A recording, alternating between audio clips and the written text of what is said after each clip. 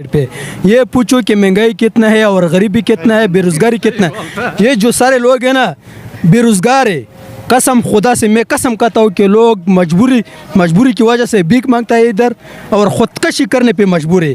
सिर्फ मैं ये सवाल पूछता हूँ कि क्यों इतना महंगाई क्यों है। गरीब बंदे का दिहाड़ी कितना है? 500 रुपये का से ज़्यादा नहीं है दिहाड़ी। महंगाई कितना है? मेरा बात सुनो, महंगाई कितना है? एक आटे का तेला 20 किलो तेला कितने का मिलता है हमारे इलाके पे? 3500 रुपये का। सही? कौन से इलाके? पेशावर। 3500 का मिलता है। गरीब क्या करेगा? अगर डॉक्टर पे जाएगा तो 1500 1000 से कम नहीं लेता है। सिर्फ एक टीका लगाता है और 2 गोली देता है। कितना हुआ? 1000 रुपये। गरीब बंदा किधर से पूरे करेगा? ये हमारा हुक्मरान है।